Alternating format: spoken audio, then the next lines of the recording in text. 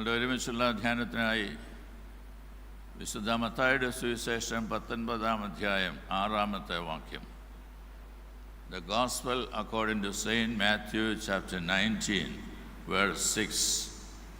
അതുകൊണ്ട് അവർ മേലാൽ രണ്ടല്ല ഒരു ദേഹമത്രേ, ആകയാൽ ദൈവം യോജിപ്പിച്ചതിനെ മനുഷ്യൻ വേർപിരിക്കരുത് എന്ന് ഉത്തരം പറഞ്ഞു. So they are no longer two but one flesh. Therefore what God has joined together let no one separate. Is marriage a social contract or a sacrament? In a same-sex marriage വളരെ frequent ആയിട്ടുള്ള ഡിവോഴ്സുമെല്ലാം നടക്കുന്ന കാലഘട്ടം ആയതുകൊണ്ട് നാം ഈ ചോദ്യം ചോദിച്ചു പോകും. Is it a social contract or a sacrament? സഭയായി നമ്മെ പഠിപ്പിക്കുന്നത് വിശുദ്ധ വിവാഹ ജീവിതം ഒരു കൂദാശയാണ് എന്നതത്രേ.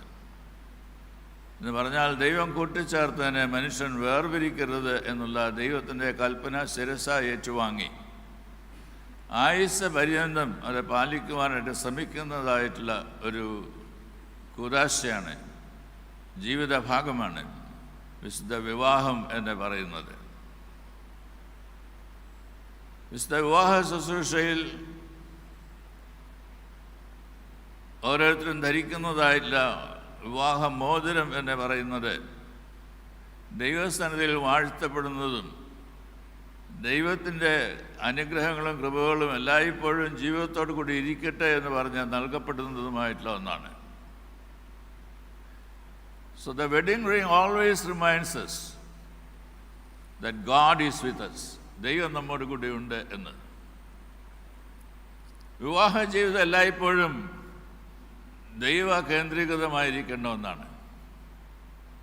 ദൈവത്തോട് ആലോചന ചോദിച്ച് ദൈവത്തിന് ഇഷ്ടം മനസ്സിലാക്കി ദൈവഹിത പ്രകാരം ഈ ലോകത്തിൽ ജീവിപ്പാൻ ഓരോ ദിവസവും ഇടയായിത്തീരുന്നതല്ല ഒന്നാണ് വിശുദ്ധ വിവാഹ ജീവിതം എന്ന് പറയുന്നത്.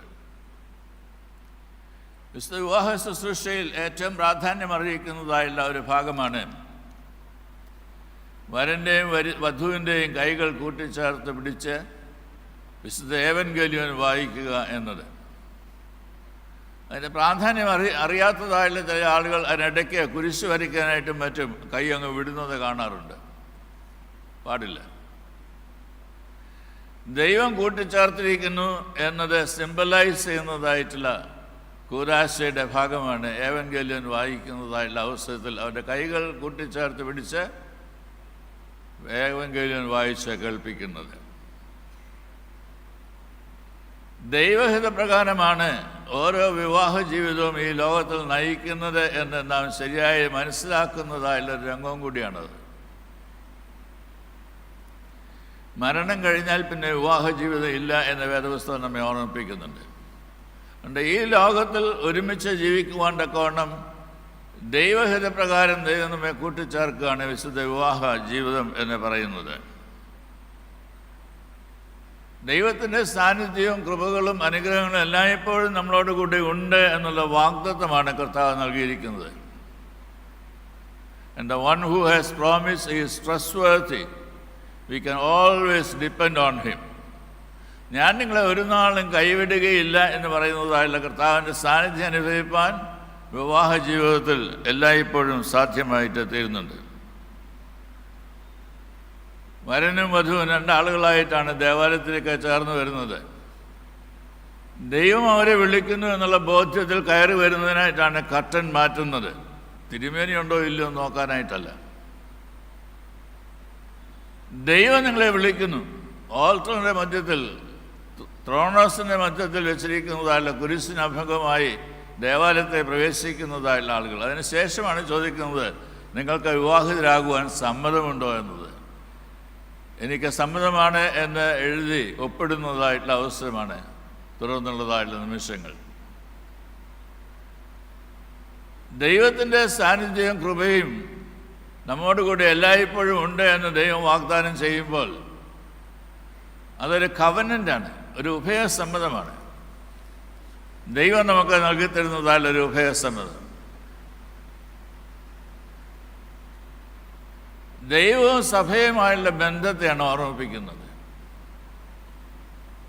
കർത്താവിലൂടെ എപ്രകാരം ദൈവം സഭയെ സ്നേഹിച്ചു, അപ്രകാരം ഭർത്താവ് ഭാര്യയെയും ഭാര്യ ഭർത്താവിനെയും സ്നേഹിക്കേണ്ടതാകുന്നു എന്നെ ഓർമ്മപ്പെടുത്തുന്നതായുള്ള അവസരമത്രേ വിശുദ്ധ വിവാഹത്തിൻ്റെതായുള്ള ശുശ്രൂഷ. വിശുദ്ധ വിവാഹം എന്ന് പറയുന്ന സ്ഥാനത്ത് രണ്ടാളുകൾ തമ്മിൽ ഒരുമിച്ച് ചേർന്ന് വരുന്നതായുള്ള അവസരമാണെങ്കിലും 3 പ്രധാനപ്പെട്ട കാര്യങ്ങൾ നാം ഓർത്തിരിക്കേണ്ടതായിട്ടുണ്ട്. ഒന്ന്, you are leaving your father and mother. ദൈവം ദാനമായി നൽകിയതായ കുഞ്ഞിനെ ശൈശവ പ്രായം മുതൽ വളർത്തിക്കൊണ്ട് വന്നതായുള്ള മാതാപിതാക്കളെ വിട്ടുവരികയാണ് ചെയ്യുന്നത്. And that is very important also. അങ്ങനെ വിട്ടുപിരിഞ്ഞ് ഭാര്യ ഭർത്താവിനോടും ഭർത്താവ് ഭാര്യയോടും പറ്റിച്ചേരും എന്നാണ് പറയുന്നത്. 2 ലോഹ കഷ്ണങ്ങൾ എങ്ങനെയാണ് മെൽറ്റ് ചെയ്ത് ഒന്നാക്കി തീർക്കുവാനായിട്ട് സാധിക്കുന്നത്, അപ്രകാരം ഒന്നായി തീരുവാനായിട്ടുള്ള ദൈവിക കൽപ്പന അനുഭവിക്കുന്നതായുള്ള അവസരമാണ് വിവാഹത്തിന് ജീവിതം എന്ന് പറയുന്നത്. 3-ാമതായിട്ട് അപ്രകാരം പറ്റിച്ചേരുന്നതായുള്ള ആളുകൾ ഈ ദേവാലയത്തിൽ വെച്ച് അവരുടെ പഴയകാല ജീവിതത്തേക്ക് അങ്ങ് വിടുകയാണ്. പഴയ ജീവിത രീതികൾ, അഭിമുഖങ്ങൾ, അഭിപ്രായങ്ങൾ ഇതെല്ലാം ഇവിടെ വിട്ടിട്ട് പോവുകയാണ്. കർത്താവ് എന്ത് പറയുന്നു എന്നത് മനസ്സിലാക്കി ദൈവത്തിൻ്റെ ഇഷ്ടം ആരാഞ്ഞറിഞ്ഞ് ജീവിക്കുന്നതായുള്ള അനുഭവമാണ്. നമ്മുടെ വിവാഹ ജീവിതത്തിൻ്റെ അവസാനത്തിൽ അവർക്ക് വേദപുസ്തകത്തിന് ഒരു കോപ്പി നൽകാറുണ്ട്. അവർക്കാർക്കും വേദപുസ്തകം ഇല്ലാഞ്ഞിട്ടല്ല, പിന്നെയോ നിങ്ങൾ ഒരുമിച്ച് വേദപുസ്തകം വായിക്കണമെന്നും അങ്ങനെ വായിക്കുമ്പോൾ ദൈവസ്ഥനിൽ ധ്യാനിക്കണമെന്നും ധ്യാനിക്കുന്ന അവസരത്തിൽ ദൈവത്തിൻ്റെ ആത്മാവ് എന്ത് നിങ്ങളോട് പ്രബോധിപ്പിക്കുന്നുവോ അത് സ്വീകരിക്കണമെന്നും അങ്ങനെ നിങ്ങൾ പുതുതാക്കപ്പെടണമെന്നും ആഗ്രഹിക്കുന്നതായുള്ള അവസരമാണ്. അതുകൊണ്ട് വിവാഹ ജീവിതം എന്ന് പറയുന്നത് എല്ലായ്പ്പോഴും നവ്യങ്ങളായിട്ട് തീരുന്ന പുതുതാക്കപ്പെടുന്നതായുള്ള അനുഭവത്തിൻ്റേതായുള്ള സാഹചര്യമാണ്. ഇതിന് വിശുദ്ധ തൃത്വമാണ് നമുക്കൊരു മോഡലായിരിക്കുന്നത്. പിതാവ്, പുത്രൻ, പരിശുദ്ധാത്മാവ്, ഇങ്ങനെ 3 വ്യക്തികൾ ആളത്വമുള്ളതായുള്ള വിശുദ്ധ തൃത്വം. അതിലാരെങ്കിലും ഒരാൾ പ്രവർത്തിക്കുന്നതായുള്ള അവസരത്തിൽ, ഉദാഹരണത്തിന് പരിശുദ്ധാത്മാവ് പ്രവർത്തിക്കുകയാണ് എന്ന് വിചാരിച്ചു പിതാവും പുത്രനും മാറി നിൽക്കും പരിശുദ്ധാത്മാവ് പ്രവർത്തിക്കുവാനായിട്ട്. ഇത് നമ്മളുടെ ജീവിതത്തിൻ്റെ ഒരു മോഡലായിട്ട് നമുക്ക് നൽകപ്പെട്ടിരിക്കുമ്പോൾ ഓർത്തിരിക്കേണ്ടത്, പിതാവിനും ഭാര്യ അമ്മയ്ക്കും കൂടെ ഒരുമിച്ച് എല്ലാ മക്കളെ പ്രബോധിപ്പിക്കുവാൻ കഴിയുന്നു. ആരെങ്കിലും ഒരാൾ പ്രബോധിപ്പിക്കണം, മറ്റേ ആളത് കേട്ടുകൊണ്ട് നിൽക്കണം. ആ പ്രബോധനത്തിൻ്റേതായുള്ള സാഹചര്യം, സാവകാശം നൽകിക്കൊടുക്കുന്നതിനായിട്ട് ശ്രമിക്കണം. അഭിപ്രായ വ്യത്യാസങ്ങളുണ്ടാവാം, എന്നാൽ അഭിപ്രായ വ്യത്യാസങ്ങൾ കുഞ്ഞുങ്ങളുടെ മുമ്പാകെ കാണിക്കുവാനായിട്ടുള്ളതല്ല. അഭിപ്രായ വ്യത്യാസം ദൈവത്തിൻ്റെ സന്നിധിയിൽ രമ്യപ്പെടുവാനായിട്ടുള്ളതാണ്. ഒരേ അഭിപ്രായത്തിൽ വരേണ്ടതായിട്ടുള്ള കാര്യമാണ്. നിങ്ങൾ തമ്മിൽ, ഭാര്യയും ഭർത്താവും തമ്മിൽ സംസാരിക്കുന്നതിനായിട്ട് സാധിക്കും, മാതാവിനും പിതാവിനും തമ്മിൽ സംസാരിക്കുന്നതിനായിട്ട് സാധിക്കും. അങ്ങനെ സംസാരിക്കുന്ന നിമിഷങ്ങൾ എല്ലാവരുടെയും ജീവിതത്തിലുണ്ട് എന്ന് ഞാൻ വിചാരിക്കുന്നു. അങ്ങനെ സംസാരിച്ച് ഓരോ ദിവസത്തെയും കാര്യങ്ങൾ രമ്യപ്പെടുന്നതായുള്ള സാഹചര്യമുണ്ട്, ഒരേ അഭിപ്രായത്തിലേക്ക് വരുന്നതായുള്ള സാഹചര്യമുണ്ട്. അങ്ങനെ ഒരേ അഭിപ്രായത്തിലേക്ക് വന്ന് ദൈവത്തെ മഹത്വപ്പെടുത്തുന്നതായിട്ടുള്ള ഒരു രംഗമാകുന്ന വിശുദ്ധ വിവാഹ ശുശ്രൂഷയിലും കാണപ്പെടുന്നത് എന്നത് ഓർക്കേണ്ടതാണ്. ദൈവം നമുക്ക് വിഭിന്നങ്ങളായുള്ള താലന്തുകളൊക്കെ നൽകിയിട്ടുണ്ട്, കഴിവുകളൊക്കെ നൽകിയിട്ടുണ്ട്. ആ കഴിവുകളെ താലന്തുകളെല്ലാം ഒരുമിച്ച് വിനിയോഗിക്കുവാനായിട്ടുള്ളതാണ്. അതുകൊണ്ടൊരു പാരസ്പരികത വിവാഹ ബന്ധത്തിൽ വളർന്നു വരേണ്ടത് ആവശ്യമാണ്. എങ്ങനെയാണ് ഭർത്താവിന് ഭാര്യയെ ഉൾക്കൊള്ളുവാനായിട്ടിടയാവുന്നത്? എങ്ങനെയാണ് ഭാര്യയ്ക്ക് ഭർത്താവിനെ ഉൾക്കൊള്ളുവാനായിട്ട് സാധിക്കുന്നത്? പലപ്പോഴും അമ്മമാരെ മക്കളോട് പറയാറുണ്ട്, ഞാൻ അപ്പനോട് ചോദിച്ചതിന് ശേഷം പറയാം. നല്ലതാണ്, അങ്ങനെ പറയണം. 2 പേരും കൂടെ ഒരുമിച്ച് പറയുന്നതായ ഇൻസ്ട്രക്ഷൻ കുഞ്ഞുങ്ങൾക്ക് ലഭിക്കുവാനൊക്കെ ഇടയായിട്ട് തീരുന്നത് എപ്പോഴും അഭികാമ്യമായിട്ടുള്ള ഒന്നാകുന്നു. അതുകൊണ്ട് പരസ്പരം സ്വീകരിച്ച്, ബഹുമാനിച്ച്, ആദരിച്ച്, വിധേയപ്പെട്ടൊക്കെ ജീവിക്കുന്നതായുള്ള സാഹചര്യമാണ് ജീവിതത്തിൽ ഉളവാകേണ്ടത്.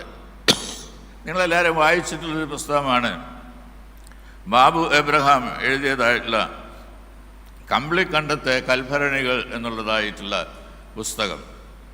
ആ പുസ്തകത്തിൽ നന്ദിക്കുന്നേൽ മേരി എന്ന് പറയുന്നതായുള്ള ഈ ബാബു എബ്രഹാമിൻ്റെ ഒക്കെ അമ്മ, 4 മക്കളാണ് അവരുടെ അമ്മ. ഈ കുഞ്ഞുങ്ങളെ വളർത്തിക്കൊണ്ട് വരുന്നതായുള്ള അവസരത്തിൽ ഭർത്താവ് മുഴുക്കുടിയനാണ്. മദ്യപിച്ചിട്ട് മാത്രമേ വീട്ടിൽ വരികയുള്ളൂ.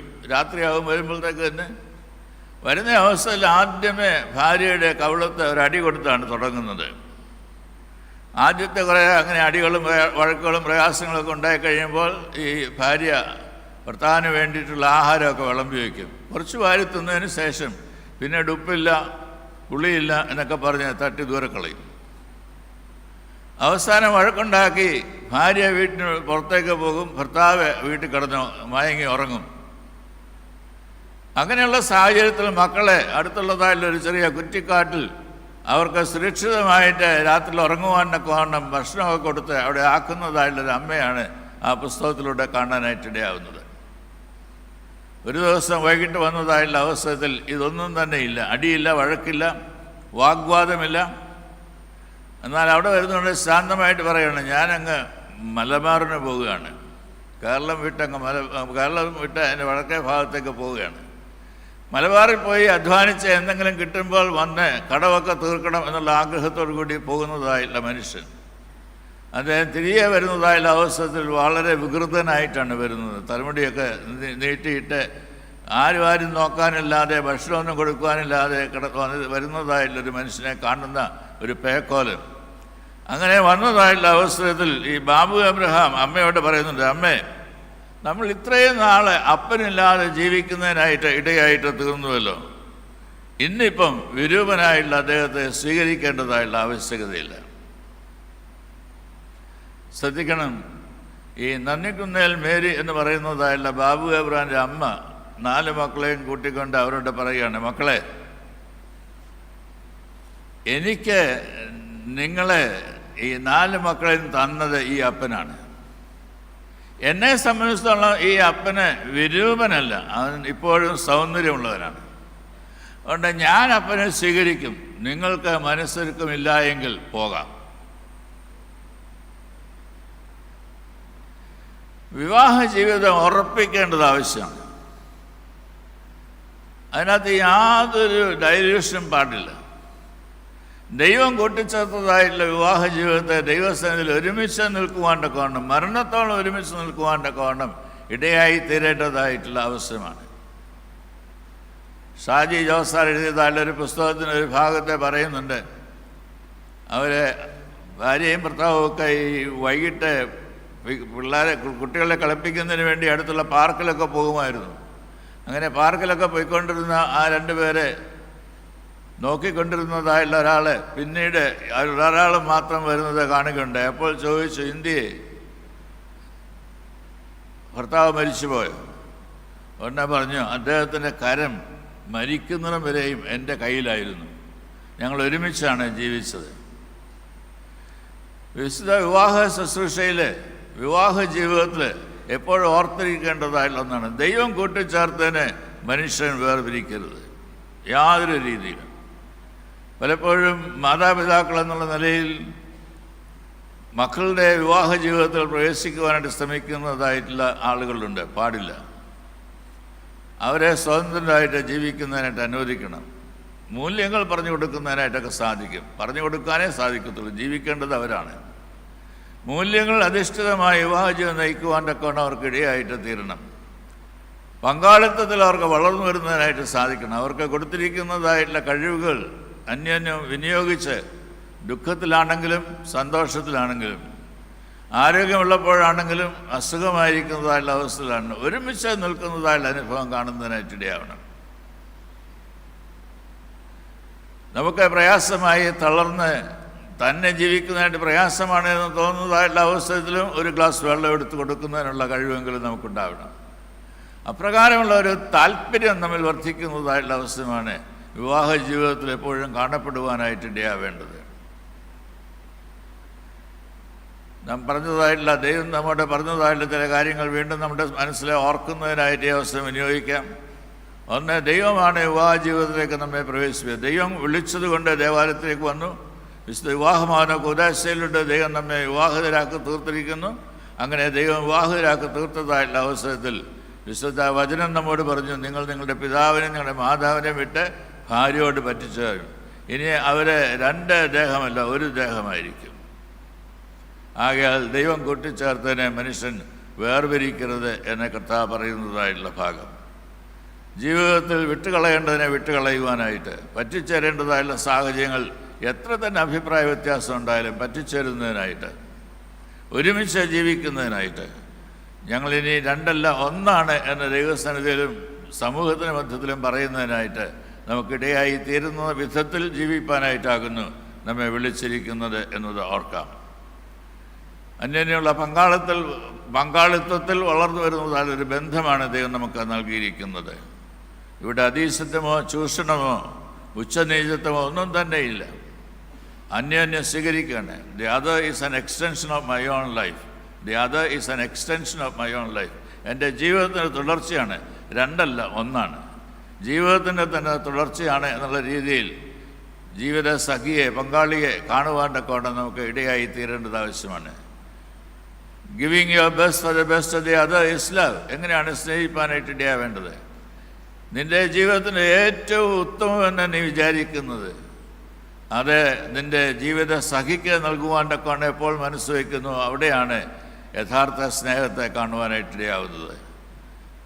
സ്വർഗസ്ഥനായുള്ള പിതാവേ തൻ്റെ പുത്രനായ യേശുക്രിസ്തുവിനെ കാൽവറിയിൽ മരിക്കുവാനൊക്കെ വിട്ടതായുള്ള സാഹചര്യത്തിൽ യാതൊരു കലവറയും കൂടാതെ, യാതൊന്നും മാറ്റിവെക്കാതെ he died on the cross and he died. അവിടെ മരിച്ചു, അവിടുന്നാണ് ഉയർത്തെഴുന്നേൽക്കുന്നത്. അതുകൊണ്ട് മരണത്തിൻ്റേതായിട്ടുള്ള ജീവിത സാഹചര്യത്തെ ആശ്ലേഷിക്കുവാനായിട്ട് അവിടെ നിന്നുള്ളൊരു ഉയർത്തെഴുന്നേൽപ്പ് നമുക്കുണ്ട് എന്ന് മനസ്സിലാക്കി ജീവിതത്തിൽ ഉയർത്തെഴുന്നേൽക്കുന്നതിനായി, പുനരുദ്ധാനത്തിൻ്റെ ശക്തിയിൽ ജീവിക്കുന്നതിനായി ദൈവകരങ്ങൾ നമ്മെ തന്നെ സമർപ്പിക്കാം. കർത്താവെ, ഞങ്ങൾ ഇനി 2 അല്ല 1 എന്ന് പറയുന്ന കുടുംബങ്ങളായി ജീവിപ്പാൻ എല്ലാ കുടുംബങ്ങൾക്കും, കുടുംബങ്ങളുടെ കുടുംബമായിട്ടുള്ള ഈ ഇടവയ്ക്കും സാധ്യമായി തീരട്ടെ എന്ന് പ്രാർത്ഥിക്കുന്നു. പ്രാർത്ഥനയ്ക്കായിട്ട് തലകളെ വണക്കാം. ഞങ്ങളുടെ ദൈവമായ കർത്താവെ, നീയാകുന്നല്ലോ ഞങ്ങളെല്ലാം വിളിച്ച് വേർതിരിച്ച് ഒരുമിച്ച് ഈ ദേവാലയത്തിൽ നിന്നെ ആരാധിക്കുന്ന മക്കളാക്കി തീർത്തിരിക്കുന്നത്. കുടുംബങ്ങളുടെ കുടുംബമായുള്ള ഇടവയെ ഞങ്ങളുടെ കുടുംബമായി, ഞങ്ങളുടെ ഭവനമായി സ്നേഹിപ്പാൻ്റെ ഇടയാക്കി തീർക്കണമെന്ന് പ്രാർത്ഥിക്കുന്നു. നൽകിയിരിക്കുന്നതായുള്ള വിവാഹ ജീവിതത്തെ ഓർത്ത് ഞങ്ങൾ നിന്നെ സ്തുതിക്കുന്നു. ഞങ്ങളുടെ ജീവിതത്തിലുള്ള ഞങ്ങളോട് ചേർന്ന് നിൽക്കുന്നതായുള്ള സകലത്തെയും വിട്ട് ജീവിതത്തിൻ്റെ പങ്കാളിയോടെ ചേരേണ്ടതായുള്ള ആവശ്യകതയെക്കുറിച്ച് ഞങ്ങളെ ഓർമ്മപ്പെടുത്തിയല്ലോ. പിതാവിനെയും മാതാവിനെയും വിട്ട് ഭാര്യയോടെ പറ്റിച്ചേരും എന്ന് പറയുന്നതായുള്ള അനുഭവത്തിൽ ഭർത്താവ് അപ്രകാരം തന്നെ, ഭാര്യ അപ്രകാരം തന്നെ ഭർത്താവിനോട് പറ്റിച്ചേരുന്നതായുള്ള അനുഭവത്തിൽ ദൈവസന്നിധിയിൽ ഒരുമിച്ച് വളർന്നു വരുവാനൊക്കെ ഇടയാക്കണമേ. ഒരു പുതുജീവൻ്റെ ഉടമക്കാരായി തീരുവാനാകുന്നു വിവാഹ ജീവിതത്തിലൂടെ അവിടുന്ന് ആഗ്രഹിക്കുന്നത്. അതുകൊണ്ട് പഴയതെല്ലാം വിട്ടുകളഞ്ഞ് കർത്താവിൽ പുതുതായി തീരുന്ന അനുഭവത്തിൽ ദിനംതോറും വളർന്നു വരുവാൻ ഇതിനെ സഹായിക്കുകയും ചെയ്യണമെന്ന് യേശുവിൻ നാമത്തിൽ അപേക്ഷിക്കുന്നു. ദയയോടെ കേൾക്കണമേ.